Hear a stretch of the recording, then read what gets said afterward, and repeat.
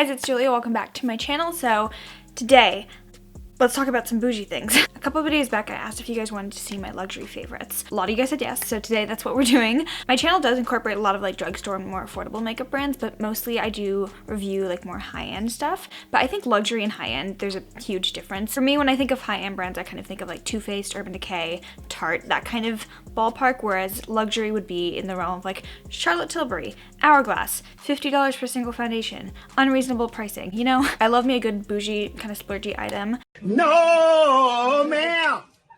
And some things I think are genuinely worth the money. Either they make me feel special and I just love using them, I love the experience of them, or the quality of the product is just that good, and normally it's a combination of the two. I want to share with you guys some of my favorite luxury makeup products that I genuinely think are worth the coin. However, I have tried many a luxury / extremely high-end makeup products that I just don't really think are worth it at all. So I thought I'd share a couple of those with you guys as well, because I know that if you're in the market to treat yourself, you want something that's going to be really, really good. And some of these are new releases, so I hope you guys enjoy this one, and full details of this look should be on Instagram. I'm pretty much wearing almost like a full face of a lot of the products in this video, so it's almost a full face of luxury. But without further ado, let's get into some of the most bougie, unnecessarily expensive, but also really, really nice products ever. Let's chat later.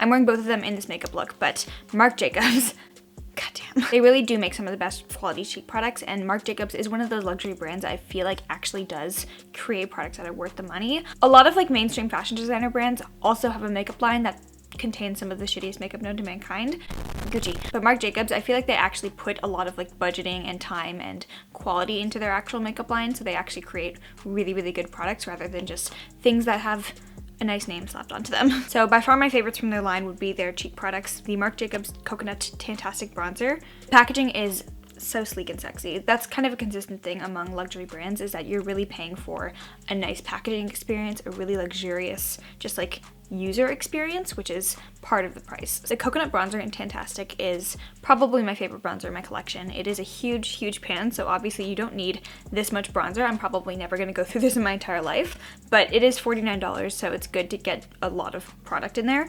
I'm wearing this currently on my cheeks right now. It is such a beautiful shade. It's a very neutral, kind of like in-between tone, so it's not too warm, it never pulls orange on me, but it's also not too cool or ashy. So it's just a really nice, super blendable, very creamy powder that just melts into the skin. It never looks too heavy, it never looks crepey on the skin. This is my favorite bronzer. I do use this compact very often whenever I'm doing like a get ready with me, because the mirror is so nice. If you're not wanting to spend $49 on a bronzer, which don't blame you, e.l.f. makes this bronzer and blush duo in the shade Fiji Matte. The blush in here is really good, but the bronzer is pretty much a perfect dupe for the Marc Jacobs Coconut Bronzer. Very similar shade, that just perfect kind of neutral in between brown tone. But this is my favorite thing from Marc Jacobs by far, and I do think it's worth the money just because you get so much product in here and it's just damn good. They also came out with a highlighter. This is the Omega Glaze All Over Foil Luminizer in Worth the Wait. This was one of the few things I bought during the Sephora VIB sale. I didn't actually purchase that much from the sale. And I've been really into creams, but creamy powders are my whole entire heart, because powder highlighters are really easy to apply, but they melt in, so you can't really tell that you have like a powdery stripe of metallic foil. It just kind of melts in and looks like your skin is just naturally that insanely dewy. So this one, even though it is a stark white in the pan, it just shows up as this beautiful pearly glow. It is very blinding and it doesn't take a lot to build up. It's a nice creamy powder formula, but it just, especially after like 10 to 20 minutes of wear, it just melts into the skin. Put some setting spray on top of this and it looks like you just have naturally insanely wet skin. I keep the plastic insert just so I don't stab it with my fingers whenever I open it, because we live that acrylic life. Life in plastic, it's so fantastic. I believe they have a darker highlighter and a darker bronzer as well, and I just think that they consistently create some of the best products, so I'd love to try more from them, but as of now, these cheek products are probably my favorite thing from them. However, something I really enjoy from Marc Jacobs that I wasn't expecting to like find so much love in are their eyeshadow palettes. Luxury brands normally are not my favorite for eyeshadow palettes. I love indie brands and like high-end brands, Anastasia, but I don't ever really spend more than $50 on an eyeshadow palette unless it's really calling my name. On a whim, I picked up one of their iconic eyeshadow palettes. This is the Scandalust one. It's basically modern Renaissance, but with less shades and more money. Was it something I needed? No. Is it something that I really enjoy and love using? Yes. The formula of the mattes in here is really buttery. It's one of the most richly pigmented shadows. But even though they do pack a ton of pigmentation, they're not super powdery. They're not super like hard to work with. They're just very user friendly. And it's also a nice streamlined color scheme. I love that there's only 7 shades in here, so you kind of just, you look in here and you don't have like a ton of different things that make you feel overwhelmed. You just kind of know what you're gonna do. And they have a bunch of really cool color schemes as well. There's a blue one, there's a green one, there's a lot of different like neutral ones. I think this is one of the best like luxury eyeshadow formulas I've tried. There are certain categories where I kind of just generally prefer to use more affordable options. Like blush, I feel like is pretty much the same in quality between high-end and drugstore brands, but primer, foundation, and concealer are generally something I prefer to get from more high-end / luxury brands. And my favorite primer that has become like a cult favorite product in my collection is the Tarte Silk Canvas. I have two. How did this happen? Why? I'm pretty much almost done with my first one. It's a really rich, buttery, very smoothing primer. I only have to use a very small amount, like the size of a rice grain for my entire face. It's just perfect.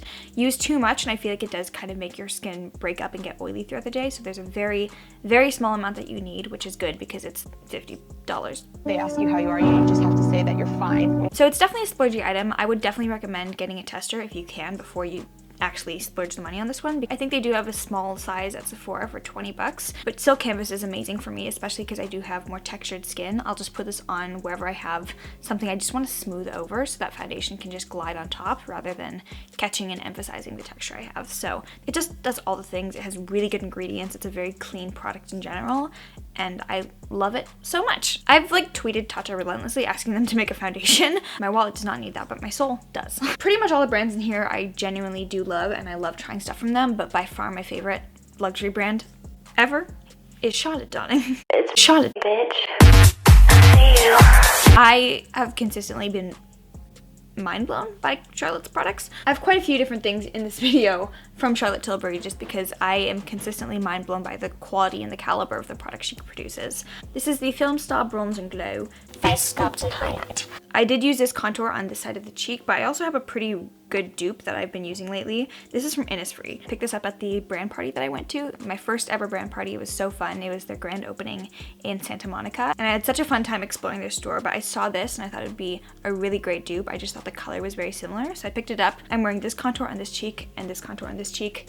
You can't really tell the difference. They're the same picture. And this is $8. So if you're wanting a good dupe for this shade here, this would be an awesome one. My contouring too. But the highlighter in here I thought was gonna be really, really subtle. It's actually surprisingly pearly and very nice and glowy. It's not as blinding as the Marc Jacobs one by any means, but it is not subtle at all. And that was very unexpected. Again, it's kind of one of those creamy powder textures that blends really easily and just melts into the skin. So I love this little palette. I also really enjoy their Hollywood contour one. This I used in my prom makeup tutorial. It is a liquid contour, which I thought was going to be really hard to work with. Incredibly easy to blend. Raw Beauty Christie loves this one, but it's one of those contour products that you could put on so much and it would still blend out and look really, really good. Really, really hard to overdo it with this one, and that's something I love, especially for my cheekbones. It's also slightly warmer, which I thought I wouldn't really enjoy, but it looks so natural and so good. While we're here, I figured I'd talk about the Charlotte Tilbury Hollywood Flawless Filter. Excuse me. My skin has been thriving lately, so I've been using this quite often as kind of my foundation substitute. I'll just like not wear foundation, put this all over my skin, do a little bit of spot concealing, and it just makes you look so healthy, like you drank a ton of water. Also beautiful as a really nice subtle highlighter. I wear this one to the gym sometimes, which sounds extremely weird, and I normally don't like wearing any makeup to the gym except for some mascara, but this, it just looks so nice. It does counteract a tiny bit of redness. It has a slight amount of pigmentation to it. It's a really hard product to explain, but I think it's something that you just genuinely need to try before you can even understand like how amazing it is. This is definitely one of the most unique products in my collection. I haven't been able to find a single dupe for this one. I've tried so many like liquid highlighters, tinted like glowy primer thingies, and this, it's just the jack of all trades. It's good as a primer, it's good as a highlighter, it's good as a foundation substitute. It's the good kush. And then the last thing I want to mention from Charlotte Tilbury is their Airbrush Flawless Finish Skin Perfecting Micro Powder in the shade Fair. And if you've watched a video with me before, you know I can't say that title for shit, so I said it today. Let's go. It's a pressed powder. It doesn't seem like it'd be anything that's super special, but I used this one again in the prom tutorial, and my skin was looking a little bit craggly before I put this one on. This turns it into literal velvet. It's an incredibly like smoothing, very blurring powder. I feel like that's really hard to find in a good pressed powder. It doesn't sit on top of the skin. It kind of just goes into your pores, which sounds like not so appealing, but it fills in everything and just like creates nice smoothness on top. So if I ever go too hard with like a bronzer or a blush, I can put this one on top and it'll just kind of tone it down and make it look natural again. If my skin is struggling with texture, I can just put this on and it kind of minimizes the look of that. If I have visible pores, I just pat this one on and it sinks into them. If I ever have like a weird foundation thing going on with my nose, I usually put this one on top and it just looks actually nice. So this is kind of like the savior of my makeup routine. If I ever just do something and I'm like, that does not look good, I can usually put this one on and it looks nice again. Next up is Hourglass. I love Hourglass so much. I think they're a really great, responsible brand. Really put a lot of effort into their launches, making them super inclusive, but also making sure that their products are really, really high caliber and innovative. In terms of their foundations, I have a hit and a miss. Everyone loves the stick foundation. I don't. That's my opinion! And I feel like a lot of people who have dry skin really do enjoy this one, and I just don't like how this one looks on me at all. It looks really nice on my cheeks, but on my forehead and my nose, oh god, my nose, it looks so crusty. However, I really do like the liquid version of the Vanish foundation. This came out sometime earlier this year. Most people really hated it, at least most of the people I watched. It is definitely the most full coverage foundation I own. They actually recommend using only a half pump, so for that reason, I feel like a lot of people didn't like it just because most people use like 1 to 1.5 pumps of foundation, and a lot of people who are reviewing it were using like a normal amount of foundation, which for any other foundation that would probably be fine, but for this one, it's a lot. And for the first couple times I used this one, I used a pump and it looked disgusting. But if I just do half a pump, I just put 1 dot here, 1 dot here, 1 dot here, 1 dot here, and then I blend it out with a brush or a sponge. It looks really, really nice because you use such a small amount, but because it has such a huge amount of coverage, the coverage really like goes out, but it diffuses across the face, so you're not wearing a ton of like heavy product, but you do have a lot of coverage. It's a really dependable foundation. I wore this one to the Innisfree brand party and I did my makeup in the wee hours of the morning, and that lasted till 8 p.m. However, in contrast, I do have a very popular opinion about the Veil Translucent Setting Powder. Jaclyn Hill and Raw Beauty Kristi got me into this, but this is such a beautiful setting powder.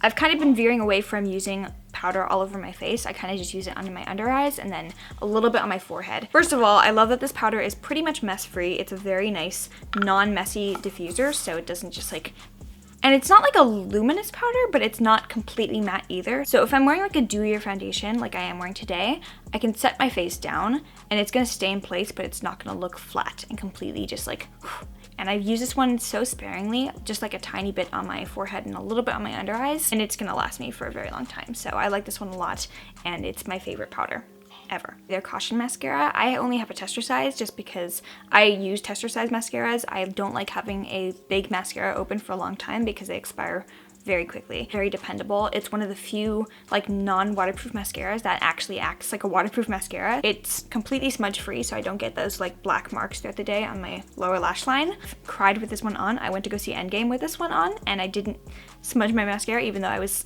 sobbing my eyes out at the end. That's my review of that. It's Endgame proof. Know how I feel. Why would you say that? I wasn't gonna do it.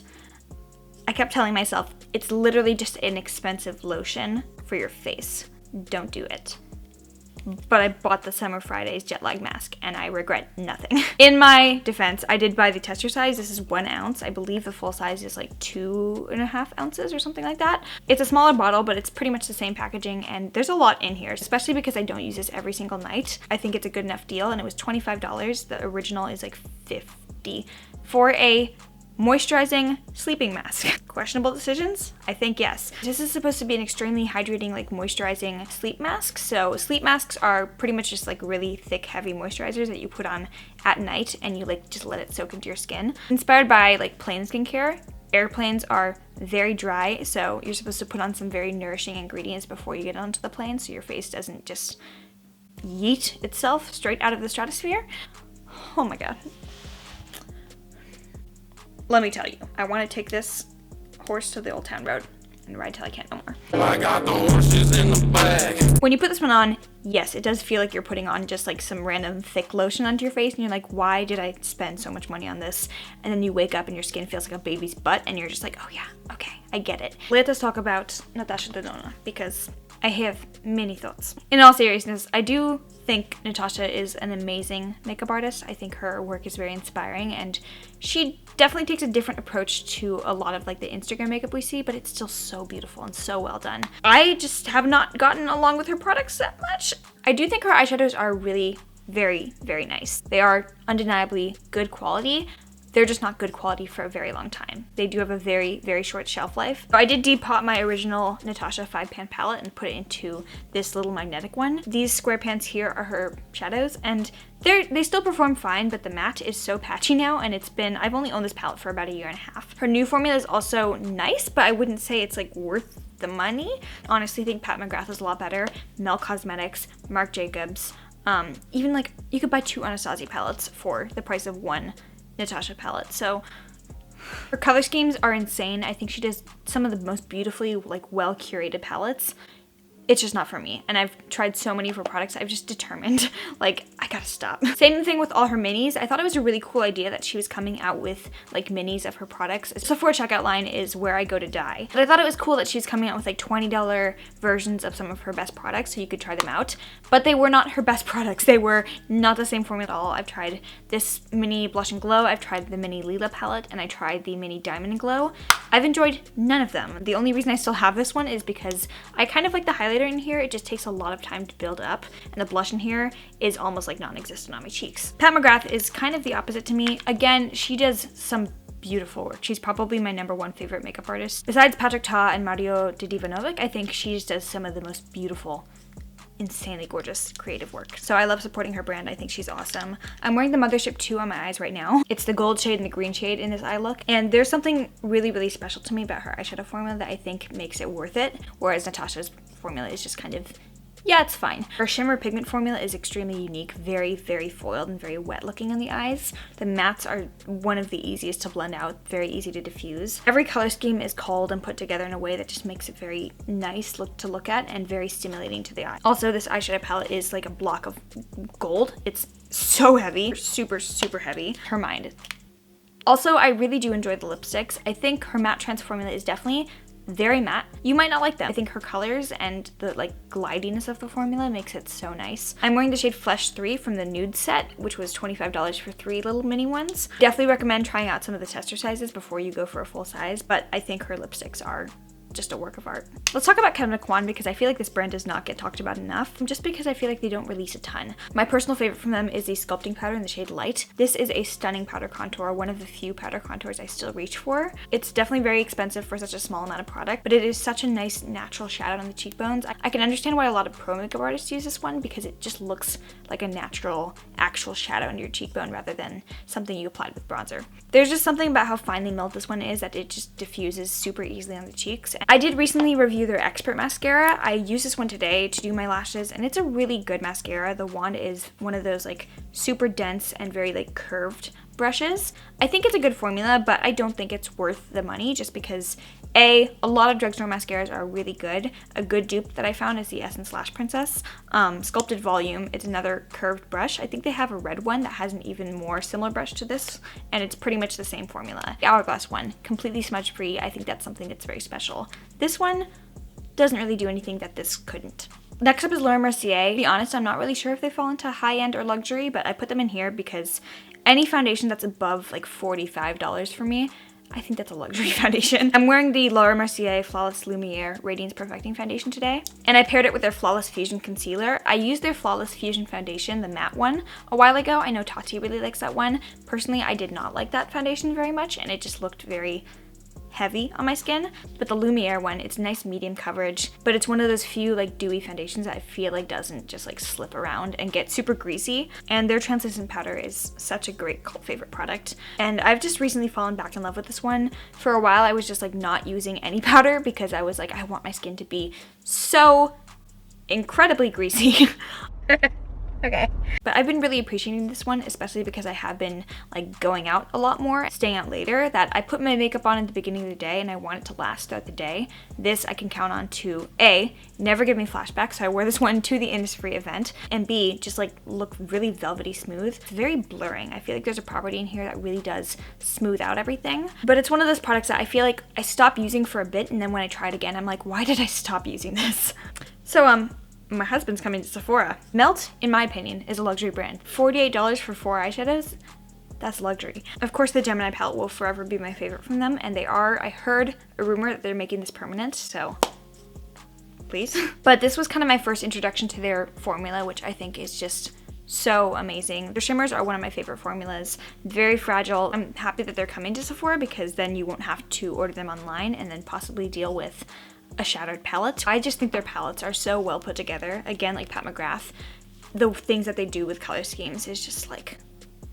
Now, remember what I was saying earlier about Marc Jacobs, where I feel like luxury brands where their main focus is in clothing, their makeup lines are usually kind of an afterthought. Givenchy applies perfectly to that. I reviewed their Tarte Couture Everywhere foundation last month, and I just, ugh.